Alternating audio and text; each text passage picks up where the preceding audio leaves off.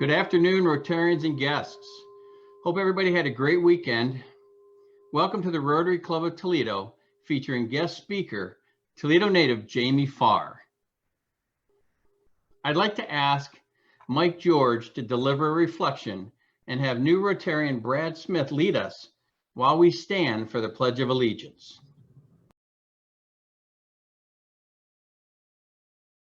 Let us pray. Dear God, as we gather today, we know that many are hurting for so many reasons, but we must take comfort in the fact that you alone are guiding us with your Spirit. And in your wisdom, you have given us so many gifts, but surely one that is so often overlooked is the gift of laughter. Thank you, God, for making us laugh along the way. The ability to brighten our days with the talent is truly miraculous. To share a chuckle or a hearty laugh when things seem their darkest has the ability to bring us together. And if I may finish with a quote from Mr. Farr, there's this Lebanese lady I love dearly who raised 13 children in Toledo. She retired in Phoenix. She said, I get up every morning and say, thank you, God. And now I do the same. We say, thank you, God, for Mr. Farr and his many gifts to Toledo. Amen. Amen. Now, if everybody please stand for Pledge Allegiance. I pledge allegiance to the flag of the United States of America and to the republic for which it stands, one nation, under God, indivisible, with liberty and justice for all.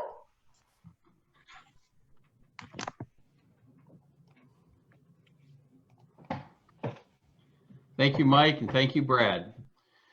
As we begin our meeting, I'd like to thank and acknowledge Toledo Federation of Teachers as our August weekly meeting sponsor. Thank you, Kevin Dalton.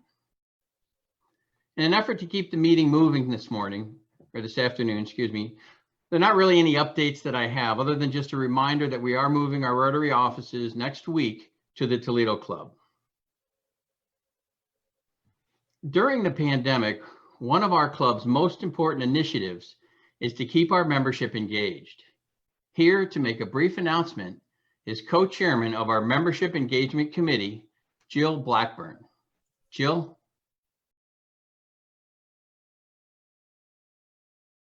Good afternoon, President Tim and fellow Rotarians. Thank you so much for that.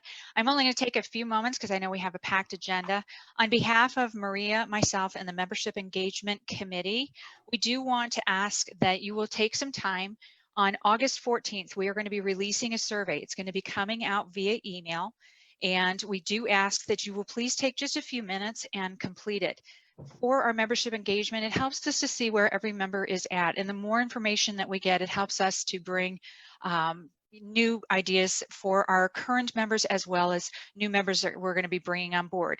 You'll be able to either go into the link through the email that's sent to you. It will also be in the spoke as it comes out on Monday, and then the following Monday. We're going to keep it open through to the 30th. So please, please, please take just a few minutes, fill this out for us. It really does help. And if you don't get email or you would prefer it in writing, please let myself or Maria know, and we'll send you out a hard copy. That's all I had. Thank you, Jill. Thank you very much.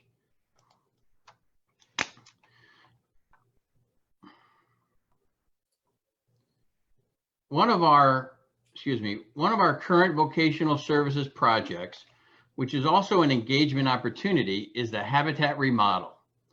Kurt Church, previous chair of the Vocational Service Committee and currently chair of the Peace Committee, will make a brief announcement about a project update. Kurt?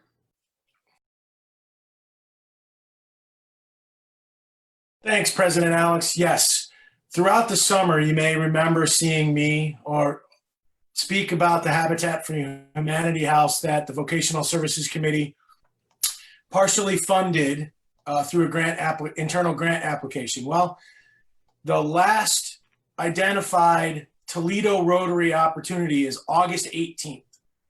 We will be doing some insulation work there. It's mostly a foam insulation, but there may be some attic insulation work. So I hope that doesn't scare you off because of an August day. But I want you to know what is going to happen that day. But it's our last Last date, 8/18, which is a Tuesday, next Tuesday. So please sign up at MV Habitat, and which you'll see on the spoke and in today's notification of the meeting. Only 6 are allowed. If you do decide to volunteer, please bring a mask, but that's all you'll need besides work clothes. Thanks. Thank you very much, Kurt. We appreciate your diligence in seeing this project through. My And pleasure. now for an introduction of a new member is Joe Tefelsky. Joe's been a member of the Toledo Rotary Club since 2003. Joe?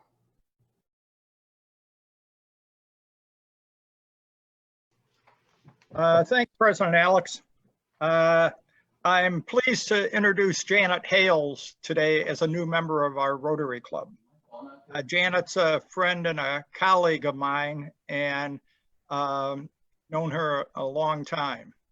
And currently, Janet is the executive director of ABLE, which stands for Advocates for Basic Legal Equality, program that I retired from 3 years ago. ABLE is a regional law firm that serves low-income people in 32 counties. About 25% of the poverty population in Ohio live in those counties. And it also serves migrant farm workers and immigrants throughout the state. But Janet graduated from Bowling Green State University, where she got a degree in special education. She also graduated from the University of Toledo Law School. After graduating from BG, Janet went on to teach approximately 8 years at Wood Lane School in Bowling Green as a special ed teacher. And I think she says that that's been a very special time in her professional career, that she loved teaching. After law school, Janet went on to clerk for a federal judge in Detroit, Judge Hackett. She then came back to Toledo and worked for 15 years at Cooper & Walensky, a private law firm, and she was a shareholder there.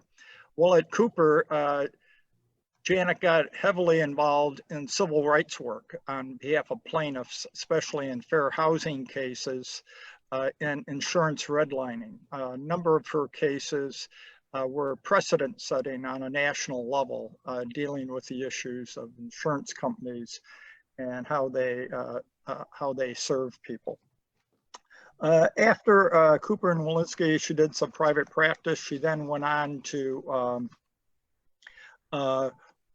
become the advocacy director of Legal Aid of Western Ohio, a partner program of ABLE, and then later went to become the executive director of the Ohio Poverty Law Program, which is a statewide program that provides support and services to legal aid lawyers, like through training and research, and also does statewide advocacy.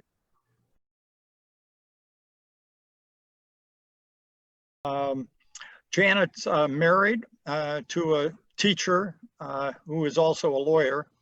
She has 4 adult children. She, in her limited spare time, and I can attest to the fact, working with Janet, she doesn't have a lot of spare time.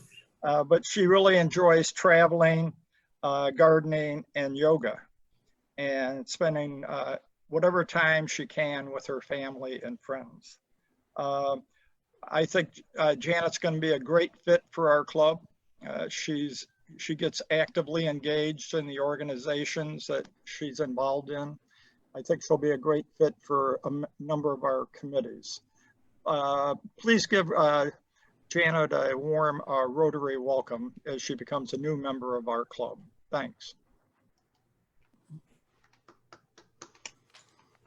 Thank you, Past President Joe. Janet, welcome to the Rotary Club of Toledo. You're now a part of an organization with over 1.2 million members throughout the world. We look forward to your involvement and your leadership. And now, here to introduce today's speaker is Bob Savage. Bob? It certainly is my pleasure to introduce Jamie Farr today. Jamie, a few decades ago, a boy who grew up in near North Toledo, running on the streets of Elm and Mulberry and Magnolia in what is now dubbed the Vistula district in Toledo, and one of 3 historic districts in the city. I believe he attended LaGrange Elementary School and certainly then went on to Woodward High School. Not long after that, not far from where our club had been meeting previously when we were meeting in person, Jamie took off and headed west to the LA area and then to Hollywood.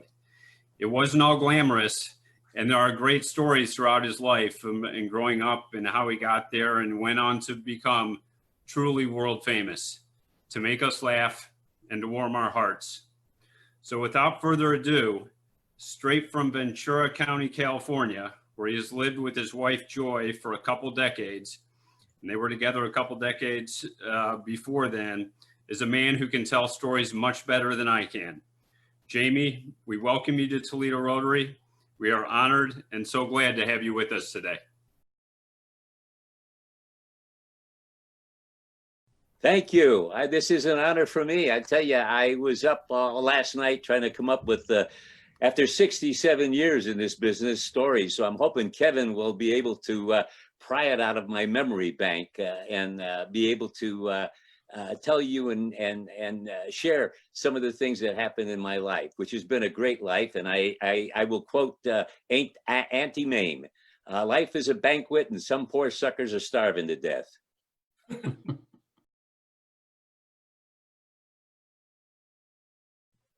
Well, Jamie, thank you so much for being our guest today. To the Rotarians in the group, we're going to do something a little different today. And it's really going to be Q&A with Toledo's favorite son. So if you've got a question that you want to ask Jamie, you can raise your hand in the participant tab or send me a message in the chat or just type the question in the chat and we will come around to you, give you a chance to one-on-one ask a question for Mr. Farr. Jamie, I guess I'm wearing my Mud Hen stuff. I see yours in the background. Yeah. Just before we go any further, talk to me about just this great relationship you've got with the Toledo Mud Hens, where it all started and kind of how it continues today.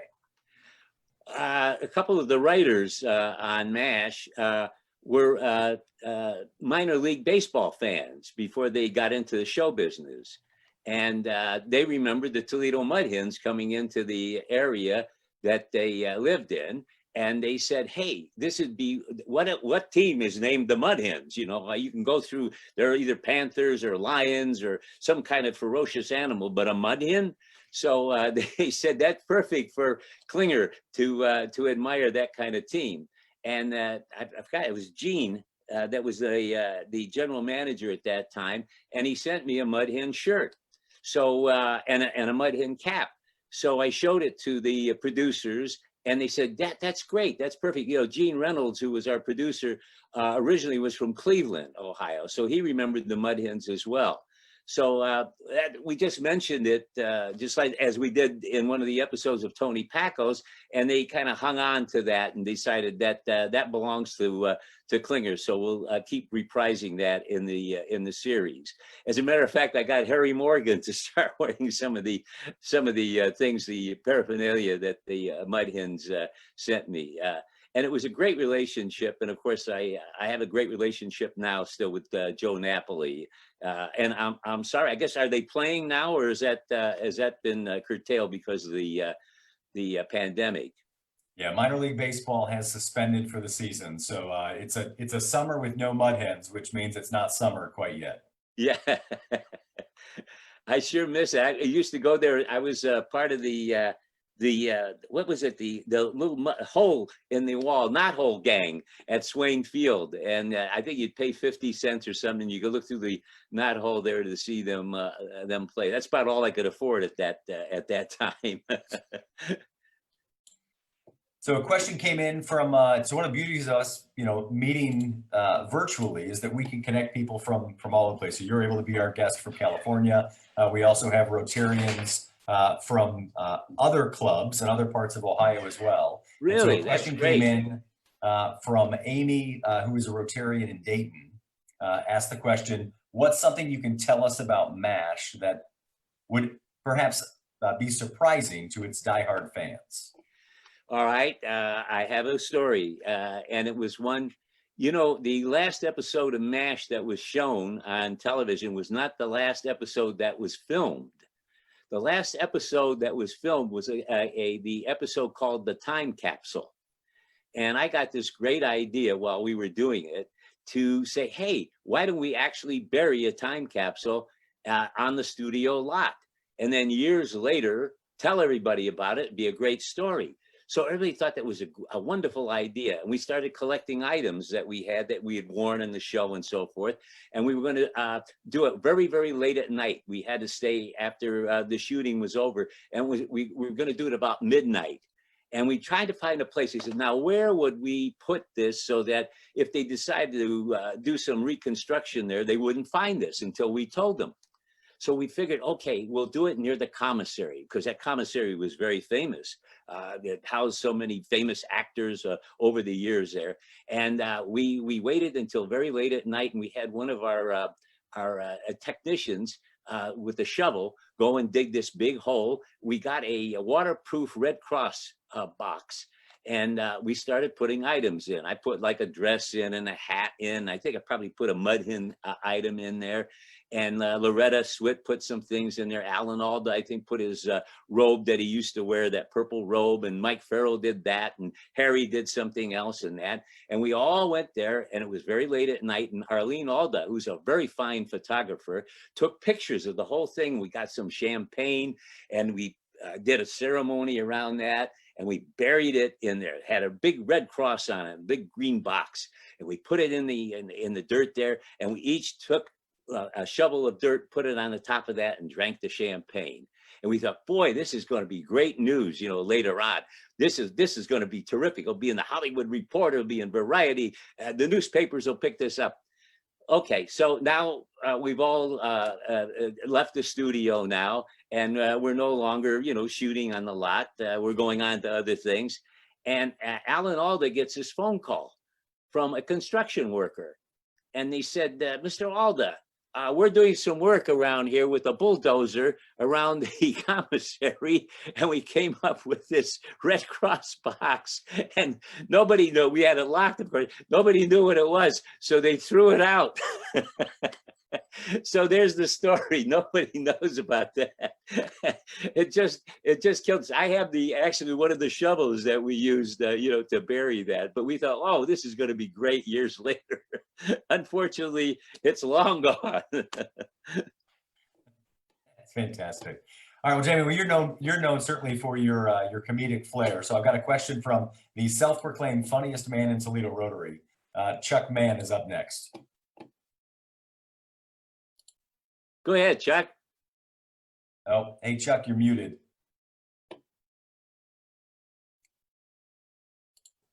Yes, I was. And I said the funniest things too while I was. Hi, Jamie. Yes. Hi, Chuck. I took the opportunity when I heard that you were coming to get on the internet and search for previous things, interviews and things. And up pops one that Tom Walton had done on behalf of the Toledo Lucas County Public Library. Yes. I don't know how long ago, but it looks like it's probably been a while. Yeah, probably had darker hair. Yeah. Well, you don't get anything out of me. In that, you recounted a story about when times were tough and your appeal to in church related to Danny Thomas. I wonder if you could tell that story. Oh, that's a great story. I've been, as Bob Hope used to say, in this business, one day you're eating the chicken, the next day you're plucking the feathers. So I plucked the feathers many, many times. And this particular time, I had been dating Joy, and I was very much in love with her and was hoping to ask her to marry me. And I had gotten this apartment across the street from where she had an apartment with her girlfriend. It was a very, very nice apartment. It was on Hayworth Avenue in Hollywood. And I had this terrible dungeon basement apartment across the way because I hadn't worked in a long time. There were these, we always say feast and famine. This was one of the famine times. I was running out of unemployment, which incidentally was only $52 at that time. You were supposed to survive on that, pay your rent, find some food or whatever it is that you're supposed to do. And I was really at the bottom of the barrel. And I had my little, I had a little Renault car. And Joy had a job in downtown LA for an optometrist. And I didn't want her driving in the morning. So I would take my Renault, I'd get up very early, and I would drive her to the downtown area where she worked. And I noticed that there was a Catholic church that was nearby. And I'm not Catholic, I'm Eastern Orthodox, but I remember that story that Danny Thomas had told where he was in Chicago and he was down and out, and he went to the Apostle St. Jude icon and prayed to St. Jude and said, if you help me, I will build a shrine for you. And I said, wow, that's fantastic. I mean, it happened for Danny. Danny built the shrine. So I'll go in and I'll ask St. Jude to help me because I'm really running out of everything. I have no job. I'm running out of money. I don't know what I'm going to do. So I went to St. Jude and I prayed to him. I said, St. Jude, there's a movie that they're doing now. It's called, well, not yet, but they're casting it. It's called The Greatest Story Ever Told. And I said, you know, with my face, there's got to be something in that movie. It takes place in the Middle Eastern area. And I said, there's got to be something in it. Won't you please help me? And I lit a candle and put a quarter in there. And I did this every morning, every time I took Joy to work. And then I called my agent and I said, my agent was a wonderful man, Meyer Mishkin. I still remember, he's a terrific guy. And I said, Meyer, there's this movie, you know, George Stevens is doing. It's going to be a big movie. There's got to be something. And he said, Jamie, you're known for comedy. He said, don't you have anything that's a serious role on television that he can see you? Because, I mean, this is not a comedy, obviously. So I said, yes, I remember. I did an episode of The Rebel that Andrew J. Fennedy from Toledo had produced and Nick Adams was the star of. And I played this sympathetic character in there. And I said, if I can get that film, will Mr. Stevens look at it? He said, yes, Mr. Stevens will look at it. So I called Andy and I said, Andy, this is a chance for me to get into this. He said, you want money? Do you need money? I said, no, Andy, I don't want your money. I want a job. I want to be able to keep working in the business. And he said, well, Nick Adams has it. Give Nick a call. I'd known Nick because we were in acting classes together many years ago, along with Clint Eastwood. He was cleaning swimming pools at that time. At any rate, I said, hey, Nick, can I get that copy of that film that I did? So I get it to Mr. Stevens. He said, sure, come by the house, pick it up. So I came by the house, I picked up the film, I called my agent and he says, take it over to the old Culver City studios, the Daryl F. Zanuck studios there, and George Stevens' company is there. So I took it over to him and I left it there at the receptionist's office, and I kept going back every morning to St. Jude, say, please, St. Jude, there's got to be something in this movie for me. I know that I can do this movie and it would help me out. And I lit the candle and I gave the quarter. And so finally I get a call from my agent. He said, Jamie, he said, I don't know how to tell you this, but there's nothing in the picture for you. There's nothing. He says, go to the studio and pick up the film. So I drove to the studio, picked up the film and got it back to Nick. And next morning, I take Joy to the optometrist's office, and then I go to the Catholic Church and I tell St. Jude off. I'm upset with him. I said, what do you want me to do? I've been in this business for so many years. I've worked so hard. I've studied. I've done everything I'm supposed to do. What am I supposed to do? Sell shoes, wash dishes? And I'm really upset. I said, I'm not lighting a candle and I'm not even doing anything with you. You did something. Danny Thomas was from Toledo or something. And I'm just through and that's it. And I walked out. That night, I get a phone call from my agent.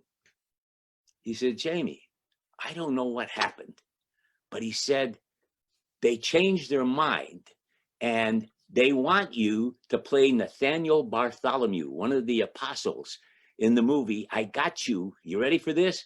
He says a 26-week guarantee at $450 a week. Now, this is in the 1960s.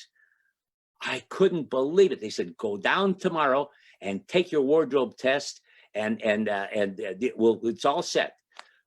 I was so excited. I couldn't believe it. I called a friend of ours who was from Toledo, who actually was the one that introduced me to Joy, Mitch DeWood. He used to be with Marty Allen, was Allen and DeWood, and Mitch decided he didn't no longer want to be a singer and be in that end of the business. He became an agent. So I said, Mitch, I got this $450 a week, 26 weeks. Great, that's great. So I go down to the studio the next day, and of course there's Charlton Heston and Roddy McDowell. They're talking about how they were working in Italy and all this stuff. And I've got that dungeon apartment, you know, that I have on Hayworth Avenue that I have to go back to.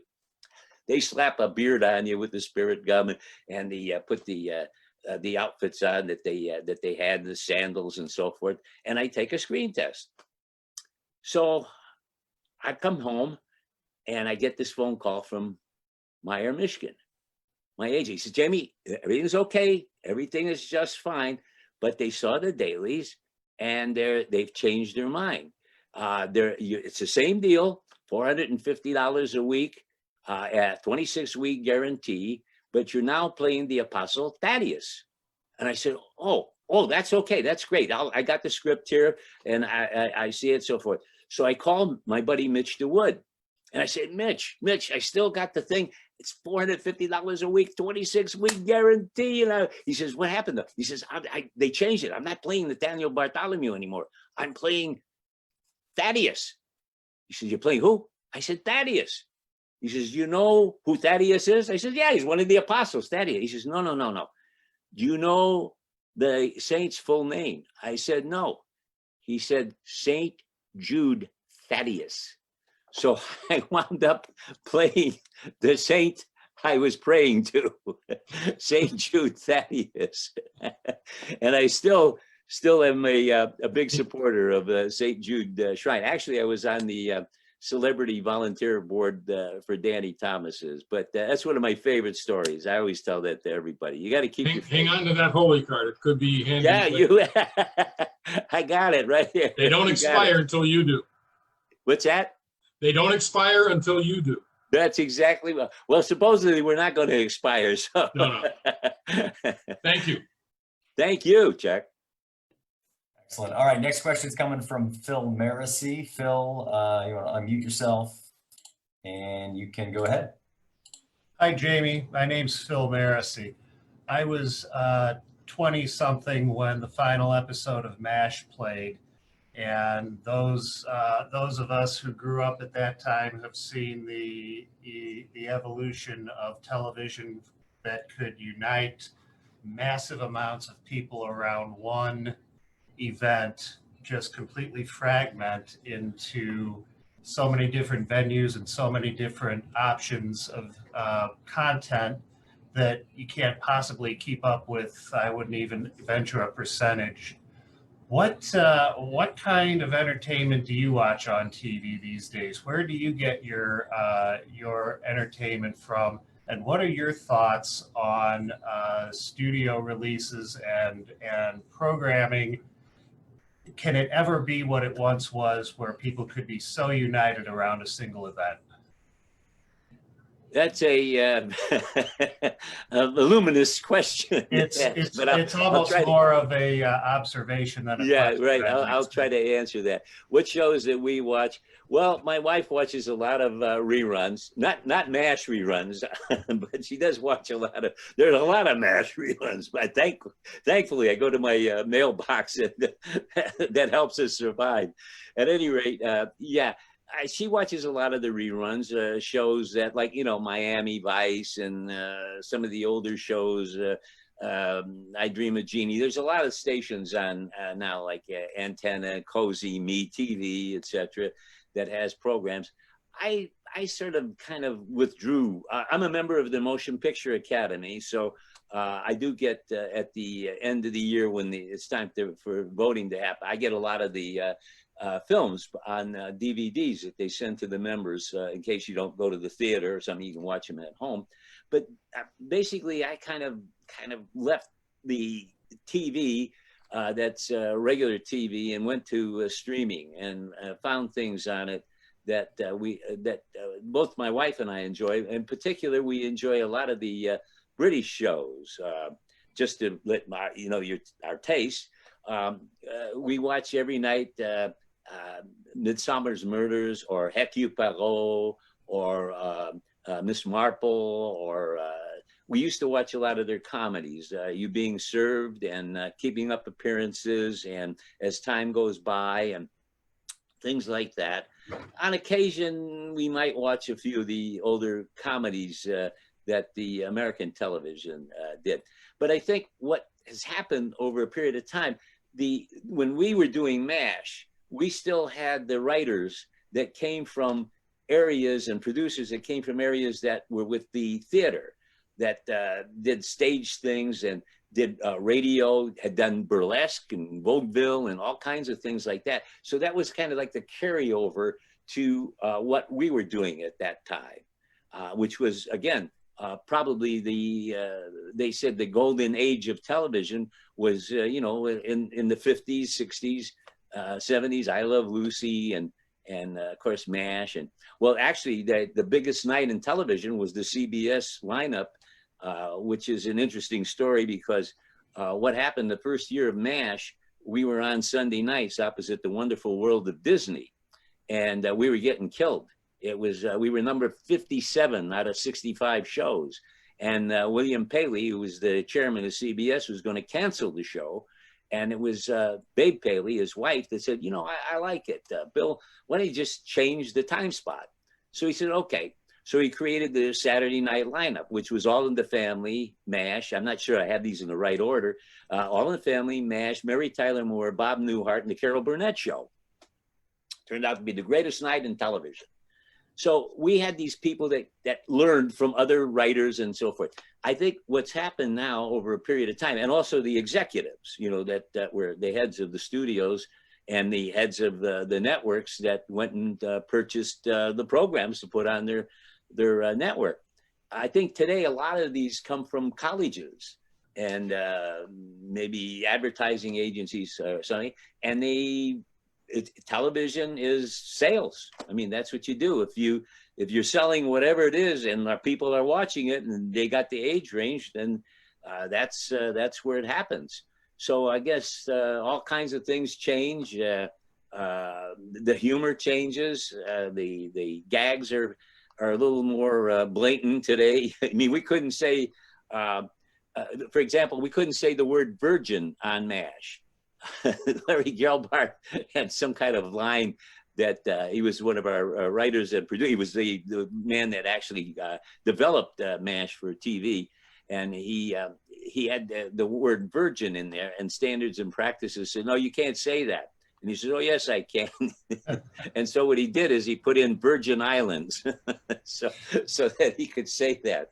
And as you know, in the old days, like I Love Lucy, you had to have twin beds in the bedroom, and you always had to have one person with their feet on the floor, sitting on the bed. So all kinds of things change. And do you think there could ever be another MASH? Do you think anyone could ever produce a program that would cause so many people to rally around one point other than a sporting event? I don't think so. Casting is really the key to a great TV show. And, it's hard to, how are you going to replace those kind of characters? You'd have to come up with something. They tried China Beach, they've tried a few other things that but the casting is, the characters on that series were so, and the movie were so indelible. Everybody remembers all of them. Father Mulcahy, even the replacements that we had with the Major Winchester and Colonel Potter. It was one of those kind of things. I was up for something last year, which I did do, which was the Cool Kids at Fox. And that's what I said to him. I said, casting is the key to everything. If you can remember, you can say Gunsmoke, you can say Bonanza, you can say all these different shows, and you see the people right away. And you know what they do. Like my wife watches Sex in the City and some of the other shows. Seinfeld. There's a lot of these shows. Mary Tyler Moore, Bob Newhart. Carol Burnett, all of these shows, very distinctive. You remember all of the performers that are on it, and it's easier to write. Most of the people that are cast in these can't do all the things that the writers are asking for. Sometimes you do a show and you go, well, that actor is not capable of doing this. We better keep him in that particular genre, or her in that particular genre. But when you get a great cast, the world is your oyster, as they say. Very, very long time ago, they used to say. All right. Next question is from I think, familiar face and familiar voice. We're going to go to Tom Walton. Tom, go ahead. Oh, yeah. I got greetings for you, Tom, from Christine Brennan. I talked to her last night, and she said, oh yeah, please tell Tom I said hi. Oh, yeah. And I read your article in the Blade as I emailed you and told you it was very funny. That You're the one that likes it. Okay. Yeah, I was the guy. Sorry about that. My taste has really fallen, I don't doubt it. I was going to ask you, over the years, Jamie, since MASH, you've done a lot of other things, and you came back to your hometown in 2004 and did a one-man show at the Valentine Theater. George Burns. Oh, yes, of course. A show called Good Night, Gracie. You sold out the Valentine 2 nights in a row, and it was our great delight to be there. What was it like performing in your hometown? It was frightening, Tom. I was so frightened. I was so nervous to come back and do something like that. I think it was, I'm trying to remember who the original George Burns was, and he finally left the show, and they came to me, and I didn't know really George Burns very, very well. Interesting story. I don't know if I told you this when we did that library thing, but one of my best buddies, and he and I used to write together and create shows and do all sorts of things. He eventually wound up doing a one-man show as Jack Benny. It was called Love and Bloom, and he looked like Jack Benny. So somebody came to me and they said, listen, again, this is terrible. My memory is, after 67 years, he said, would you like to try to do George Burns? It's a one-person show. And I said, wow, I don't know if I could do that. It's a 90-minute show, and I don't believe there was an intermission. It's hard for me to remember. So I said, let me get some footage on him and take a look at it. I had known George, and I used to see him. He'd be at some function that would be doing, and he would be dancing with some young gal, and then he'd have to stop in the middle of the dance to rest, and he'd see me at the table, and he'd wave back at him. So I tried to get his voice, and I had a cigar, and I did all that kind of stuff. And they said, that's great, Jamie. Can you? I said, well, I'll give it a try. We opened at the Helen Hayes Theater in upstate New York, and the reviews were terrific, and I loved it. And he was such an interesting person. It was well written show. And then when they said they got me booked at the Valentine, oh my goodness, my heart was just pounding. I didn't want to, the flop sweat comes out. You say, gee, I hope I remember all the lines and do it correctly, because it's not TV, it's a play. Once you make a foo-foo, that's it. You can't just say cut, let's redo it. So I was so nervous, Tom, but it did work out, I believe, very, very well. And I must tell you that is one of my highlights of my life, to come back, because I loved the Valentine Theater as a kid. I watched all of the MGM movies that played there. And as I said, when I later on went into the business, and I was at the Pasadena Playhouse, I was discovered there by an MGM scout. And here's a kid that used to go to the movies when I was in school to watch MGM movies at the St. Valentine Theater. And then a year and a half later, I'm on the MGM lot making an MGM movie, going to the commissary, and that's Debbie Reynolds, Spencer Tracy, Katharine Hepburn, Clark Gable. As a matter of fact, we even went on the set to watch Gene Kelly. I'd seen him in Singing in the Rain, and he and Dan Daly, Michael Kidd, and Sid Charisse were doing It's Always Fair Weather. And I got to see him doing some of the numbers on that. It was so, so exciting. And incidentally, the guard at the gate at MGM, his name was Ken Hollywood. He was one of the nicest guys. He loved young actors and that.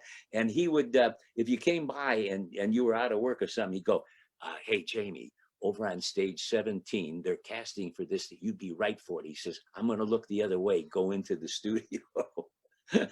He was a wonderful guy. Not one of those characters that you see in the movies where there's the hard-nosed guard that's guarding the studio. Jamie, could I follow up really quickly? Over the years, getting back to the MASH cast, if I may, you've had a lot of your former castmates come to Toledo to see you. Mike Farrell's been here. Loretta Swit came to town. Gary Berghoff came to town, all to see you. You still must have a lot of wonderful relationships still today with the former cast members of MASH. We do, and we are, Tom, there's only 5 of us left now. There's Mike Farrell, who lives in the Studio City area here. There's Loretta is in New York. She has an apartment near Central Park. Gary Berghoff is totally retired. He lives down in Florida. And Alan Alda has a home in New York City as well, and in Long Island. So let's see, there's 5 of us left. Everybody else, we are in touch and we check in with one another, and they're a wonderful group. I was so honored to be a part of that, Tom. You know, you look back on your career, and if that's the only thing you've ever done in your lifetime, that's quite an accomplishment. They're still terrific. We're still very close. And I know Alan has this podcast called Clear and Vivid. And on occasion, he asks all of us to get together and do as we're doing right now, doing a virtual talk and discuss things and reminisce about the old times, the old studio that we had. You know, we had so many dignitaries that were at the studio. I don't know if you knew this, Tom. I got some pictures here. Oh, this is one that we did a thing with Robert Wagner and Steffi Powers and Lionel Stander that we did. But at they shot at Fox as well. But here's a picture. This is President Ford and Henry Kissinger visiting us on the set. and then guess what? Look who came to visit us. Prince Charles. You see, I got a tiara there that Klinger had, and jokingly, I gave it to him to give to the Queen Mother for the crown jewels, and he accepted it. So I could probably have my tiara, Klinger's tiara, with the crown jewels of Great Britain. Anything else? Next question is coming from Debbie Monaghan. Debbie, you can unmute yourself.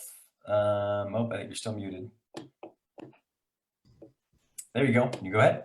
Yeah. Hi, Jamie.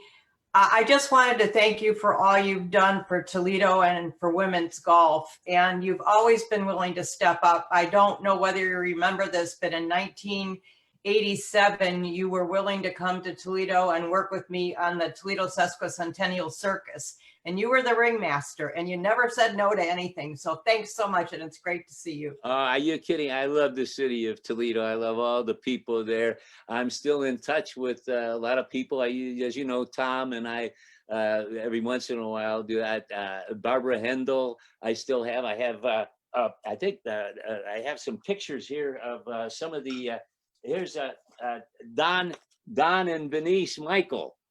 Don was part of the LPGA thing. And of course, I have a picture here of Andy Fennedy and Mary Francis. They came to Toledo to do it. You know, Andy was also from Toledo. And I still stay in touch with Beverly Zielinski, Margie Marsh, Tom Black, and Tom Zrake, and Mary Zrake, and the Michaels, Denise, of course, and Jill Michael, some of my friends, you know, passed away. There aren't too many of us left. I'm 86, so even to remember the names, there's really something good. And I watched the tournament yesterday. Wow, that was very, very exciting. And I'm so delighted that it's still there and that all the charities are receiving the support that they needed, and that the Jamie Farr Scholarship is still around. So I love the city and I love all the people in it. You can't, oh, can I tell you a story about Danny Thomas? Danny Thomas was very famous at the time, and he was at a movie theater in Beverly Hills seeing a movie. And he's walking out after the movie and he reaches in his pocket to pull out something and a dime drops. And he started to pick up the dime. He goes, wait a minute, I'm Danny Thomas. All these people, this is Beverly Hills. I'm this big producer, comedian, movie star, everything else. I don't want them seeing me reaching down to pick up a dime. So he says, I'm going. And he starts to walk away. He goes, wait a minute. I'm really Amos Jacob from Toledo, Ohio. And he went back and he picked up the dime. So I'm always Jamil Farah from the north end of Toledo, Ohio. You can't take Toledo out of us. You know, as I said, Andy Fennedy was from there, Philip Baker Hall, Clifford David, George Fennedy, and a lot of the people were in the show business, and we'd all get together. We wouldn't talk about show business. We'd talk about, you know, either Tony Packo's or our other restaurants in Toledo that we go to, or any of the other things that we did growing up in the neighborhood. We really enjoyed it. All right, next question. All right, we're gonna go back, talk about the old neighborhood. We've got a question from Janina Douglas. Janina, you are unmuted and you can go ahead. Hi, Jamie. Hello from a fellow polar bear. Aha. And that's what I really want. The Woodward ride is quite a treat. They rate 100 per from head to feet. They got. You remember that? No, of all the schools I know. beneath the sky, over my we claim as mine for my sure. mine. Yes, yeah, you got it. You're better off than I am. Anyway, what kind of question do you have? Well, I just wondered what kind of stories you might have about the old neighborhood. You know, Toledo's always been a city of neighborhoods, and our mayor is actually touting that now, that we need to rebuild the neighborhoods. And one way to do that is to remember how things used to be. Yeah, so, you know, you're absolutely right. And I went back there. You know, the thing is about going back to your neighborhood, it's really very, very difficult because the memories are not the same and everything deteriorates. I have a picture. I had this one here. My dad had a little corner grocery store at Locust in Ontario.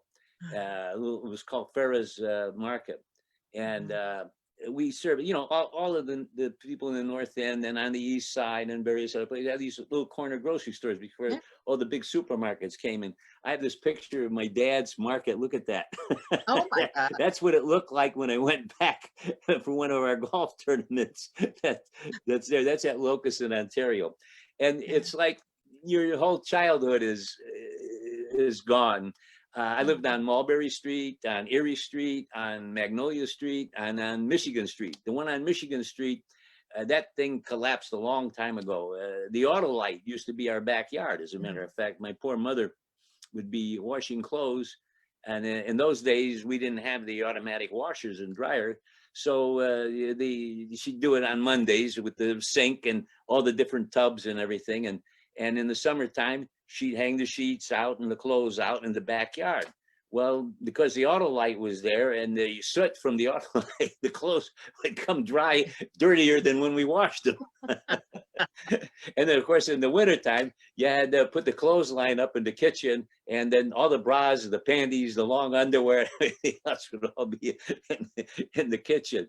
But you go back there and it just, you know, it's not the same. Yeah, you should rebuild the neighborhoods, and you know, Toledo's a beautiful city. It's a lovely city with nice people in it, and I think it would be great. I went back there a couple of times, and they said, you know, I lost my childhood. The memories are no longer there. I remember the little Mystic Theater on was off of Erie Street, I think on Bush Street, and the Ham's Drug Store. And oh, I love Bend of the River. And I saw this the other day. This is Titke's. You remember Titke's? I love Titke's. Used to go in there, especially at Christmas time. But that was like the first Costco or Walmart. They had that big cheese down in the lobby of the department store. It was actually a big general store. You could buy tires in there. You could buy clothes in there. You could buy anything that you wanted. Of course, that burned down. But and I loved all the department stores: Lamson's, Lion Store, LaSalle and Cooks, B.R. Baker, and the deli, Essen. I remember that going there. I think you need to do some refurbishing. We need to do some facelifting, I think, for the city. A lot of cities, as a matter of fact. Jamie, you'll be happy to know that the tradition of cutting the big cheese still is alive and well in Toledo. Is that so Walt right? Churchill with Churchill's Market, and Walt is actually on the call, a member of our club, has continued that tradition. So they still do it every year. Oh, yeah, that's great. I love that. Oh, gosh. Several people wrote books about it, and they sent me the books, and I sit there and I just get lost into the pictures of what it, and I have so many fond memories of the city and the people. My sister during World War II worked at the Willis Overland. She had the midnight shift because at that time all the factories were going around the clock, and sis would work all night long. And my uncle actually worked at the Autolite, making all the things for it. And we used to have the victory gardens. If there was an empty lot, and nobody stole from anybody. And I don't think people even locked their doors at that time. Neighborhoods were really just absolutely wonderful areas there. Everybody knew everybody. I think I even wrote this in my one of the columns I wrote, is that you never dated any of the people that it was like dating your sister, because you knew everybody and the thing. So if I had a girlfriend, I usually have to I wouldn't date somebody, let's say from Woodward. I'd date somebody from Wade High School or somebody from Central Catholic or something like that, because everybody was like a family.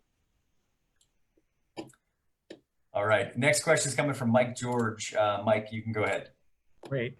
Could you tell me what your experience was working on with 6 You Get Egg Roll with Doris Day and Brian Keith? It's such a great movie, and I love seeing you in it.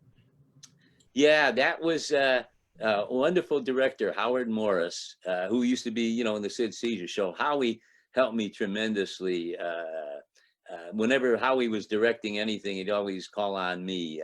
And there were a couple of writers, Bullock and Allen, that used to write certain things for me. And that's actually Bill Christopher, who played Father Mulcahy, was also in that picture. Doris was just absolutely wonderful. It was the last movie that she made. And isn't it great that I can take credit? That it must have been my fault. At any rate, yeah, George Carlin was in that, and Brian Keith. They were all such nice people. Joy and I were married at that time, and we lived only a few blocks from the studio where we were shooting that. And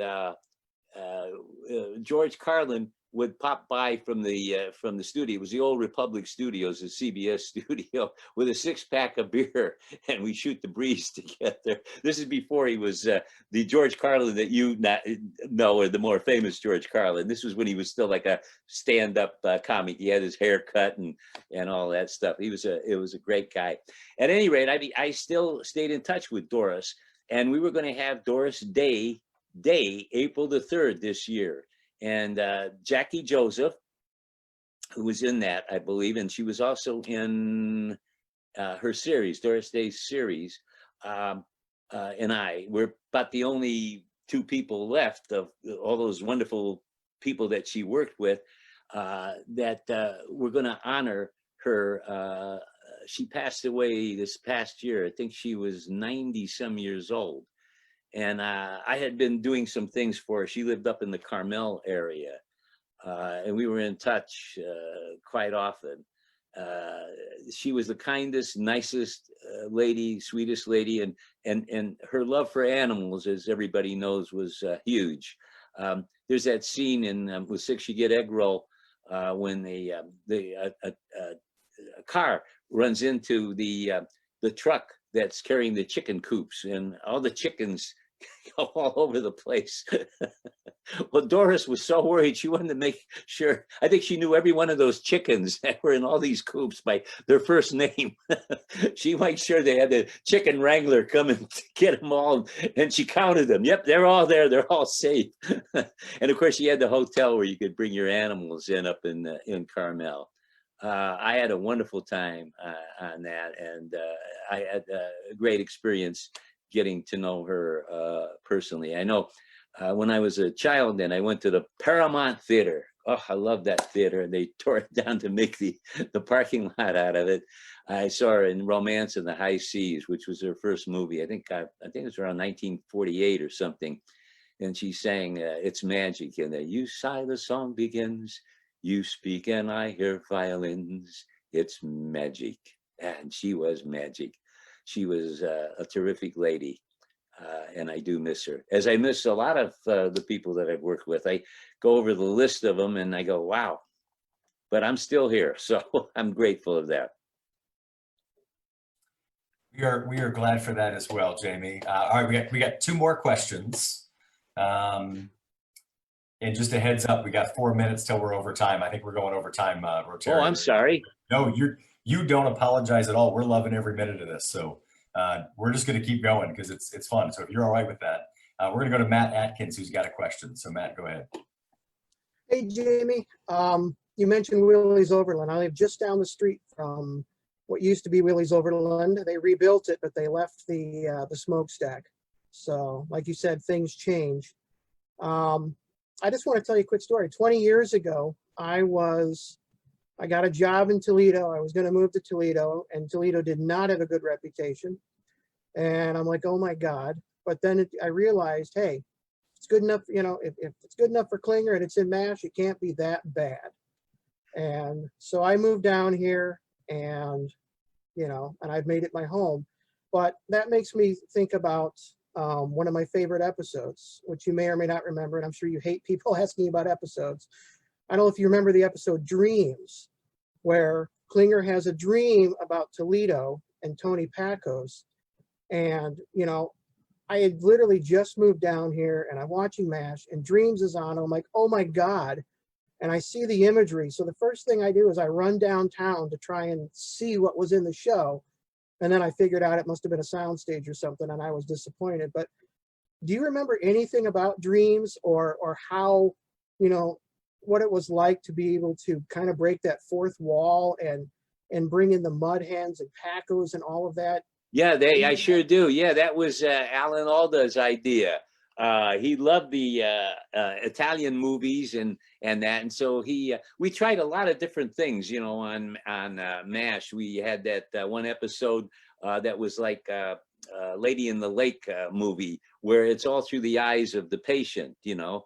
And then we did the Dreams one, where everybody has these fantasies that they had. And Alan was very good about that. He wanted to make sure that things were authentic. And it was kind of spooky for all of us to do these things. They were very significant in it. Alan is still very, very creative, and as a director and as a writer, the respect that we had for him. But that was a fascinating show. We tried a lot of different things on it. Sometimes they worked, sometimes they didn't work, but you gave it a try. We were so important to the network that they used to let us do those kind of things. Normally, you know, you're supposed to shoot a show in 3 days. We used to have 1 day rehearsal on a Monday. We'd read through the scripts, and then they said, do you have any kind of objections or whatever? And we go page by page as a cast would do it. And then we'd make the decision, and then you start shooting the next day. We never got the shows done in 3 days. Sometimes we never got them done in 4 days. So what we used to do is we used to take and bank the scenes that we didn't do from that particular episode and put it in an area that we'd say, okay, we got to shoot this. and then we'd start the next show. Well, what we do is we'd wind up again saying, okay, we can't do these. So we'd keep the same kind of show, the scenes that we couldn't do, but on the same set, so that we'd have what they call a pickup day. And you'd maybe have 5 different scenes from 5 different shows, but they were all on the same set. And you'd have to remember what the story was and the costumes that you were wearing. But they allowed us to do that. That's how much respect they had, the network had for the show. And I appreciate that. I remember when Dallas went off the air, that was the #1 show that had ever been seen on television. That's the one, remember, Who Shot JR? Well, when our final episode came on, there were 200 million people in the United States, and 125 million watched the show. That's an incredible thing. And they came out with, we didn't shoot JR, we buried him. We had a huge, and still, you discounting the Super Bowls, and of course discounting, you know, the amount of people we have now in the country, over 300 million people. There was only 200 million at that time. So it's still the #1 TV show in the history of dramatic television, of scripted television. All right, and our final question today comes from Gary Murphy. Gary, if you want to unmute yourself, and you can go ahead.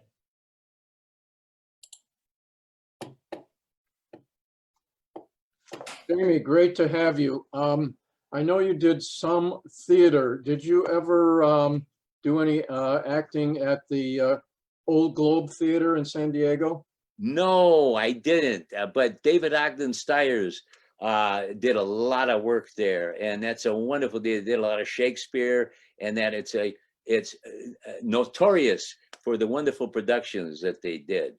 But I did play the theater in New Haven, where they started all the shows like Oklahoma and Stalag 17 and that was scary. That was really the Schubert Theater. Yeah, that's it, in New Haven, Connecticut. Right near Yale there. Boy, I got to tell you, that was frightening. And the opera seats are very, very close to the stage. So when you walk out, it's like they're right on top of you, and you'll go, oh my gracious. And all the famous shows that, you know, I go back and I look over my career and I see all the people that I've worked with, you know, for being the limited talent that I am, all of the people that I've had the privilege of working with, the great names in this business. And a lot of them are no longer with us. So I'm so fortunate to still be around and talk about them. The list of people that I've worked with, when I was with Red Skelton, Red was very important in my life. I worked with Errol Flynn, Boris Karloff, Peter Lorre, Jane Mansfield, George Raft, Vincent Price. Trying to think of course, you know, like my contemporaries, Robert Wagner, Mike Connors, all of the gang from Love Boat, all the gang from Charlie's Angels, all the gang from Starsky and Hutch. Aaron Spelling was very important in my career also, as Carl Reiner was. I had not worked in a while when I got out of the Army, and Carl was the only one that would help me, because he knew he had been in the Army. My career was great after Blackboard Jungle, and I was doing very well. And then I got drafted in the real Army. When I came out, no one would hire me because I didn't have any current credits. But Carl said, I'm going to put you on the Dick Van Dyke Show, and I got snappy service from that. When I also got out of the Army, I have to tell this story because it really talk about the people from Toledo and their friendships that we've had. I was only home for a short period of time. It was 1959, and I was going to try to resurrect my career back in the city. And my father passed away, and my family had moved to Phoenix, Arizona, and I was going to have to go home and go to the funeral, etc. And I didn't have any money. And I went to Andy Fennedy, who was a producer and writer. And I said, you know, Andy, I said, my dad passed away, and I don't have any money to go home. He took his checkbook out. He put my name on it. He signed it at the bottom of the check, tore the check out, and he said, fill it in. I'll never forget that. I certainly miss him and his brother George and our little Toledo group that we had here. We'd get together at Philip Baker Hall and Clifford David, and I think Philip Baker's still with us, and I'm still here, but I think we lost the rest of them. Richard Joseph is still in Toledo. He was part of Andy's group. We get in touch every once in a while. I hope I go on tangents trying to remember things, so forgive me for doing that. Jamie, you've been fantastic today. We are so grateful to have you as a special guest. It's just been incredible. We've got a tradition in this club that we end our meetings with humor, and you brought humor to the entire meeting, so this might be unnecessary, but I just, as a comedian, I want to ask, you know, if you have a favorite joke, and if you'd like to tell that to the club. It's yeah, I do have one. It's probably been told. I got to try to remember it though. Yeah, it's a little Italian guy. You know, can we do accents now? I know people so they say, oh, terrible accent. You shouldn't do that. That makes fun of somebody. But this is the joke. It was told to me. I think Red Skelton told to me. This little Italian guy who was like Jamie Farr, who was desperate for work, and he knew that if he went to church and he prayed to Saint Anthony to get him work, and he would come in and go, he'd do his cross, and then hey, Saint Anthony, he says, I need a job, but can you help me with the job? He says, so I just going to broke, you know, you gotta help me, please. So every day he'd come in and he'd put money in it, and he'd go out and look for work, and he'd come back. He says, Saint Anthony, I ask you for work. You know, give me the work.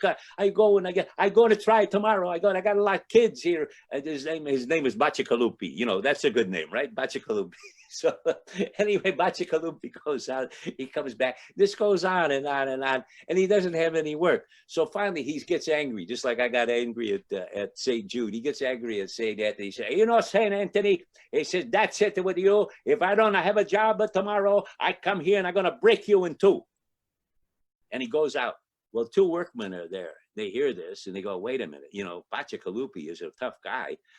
We can't have that statue broken in half, the icon. So they take the big St. Anthony icon out and they put this little tiny St. Anthony statue in. So the next day, Bacigalupi comes in, he goes, hey kid, where's your pop? Amy, thank you very much. I'm going to pass it back to President Alex to wrap up the meeting. All right. Jamie, thanks for joining us today. Oh my God, what a fantastic presentation, enlightening discussion, reminiscing about Toledo, your memories in Toledo. Really, I think we all really enjoyed ourselves. So just as our gift to you, we're going to present you with a well-known book, Historical Tales of Toledo, authored by past President Clint Mock. Okay, our gift to you. We're going to be mailing it to you soon. So, and then also we're going to make a donation in your name to the Polio Plus Fund. So thank you. Again, Jamie, thanks for joining us today. What a fantastic discussion. We really appreciate you taking the time out of your busy schedule. And thanks again. My pleasure. As always, I love Toledo.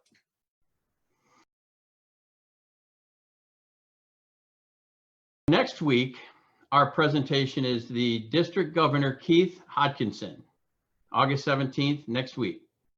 And we are adjourned.